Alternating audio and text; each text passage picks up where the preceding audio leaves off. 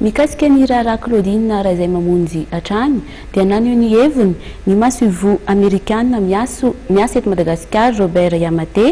raha ny nambarany dia tokony toy amin'izay ny raharaha-pitsarana mikasika ity mpandraharaha malagasy ity. Tsy tokony asiana resaka politika sy fitsabana fa avela hiasa malalaka ny fitsarana hoy ity diplomaty vahiny ity. As you know, and I talked about this last week, and I said there is a judicial.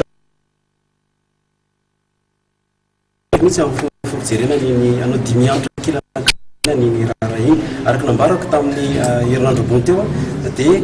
lamina mbola mandeha ny anivon'ny fitsarana izy io ary nambarako tamin'izay fa raha tsara dia miverina raha mitokona diny mba afahana manohy izay lamina ny anivon'ny fitsarana izay faly ny tena koa mahita hoe taverina tamin-drazana izy efa nahazo ny fitsaboana farafakely izay nilainy tany ivelana izy mampaleno fa tsy maintsy mbola mitoy izay fitsaboana anazy zay fa aleo avelantsika itoy izay lamina eo anivon'ny fitsarana izay fa andeha tsy fametsika endrika na anarana politika ilay izy araka nambarako teo raha mbola mandeha eny anivon'ny fitsarana izy eo dia aleo totosatra ny farany izay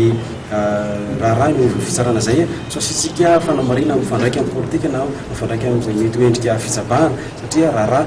atao hoe manandanja ho an'ny firenena malagasy izy io dia irarina hitoetra ny farany izay raha-pitsarana izay ary dia mirarindra amin'ny tompolodina mba ho salama tsara.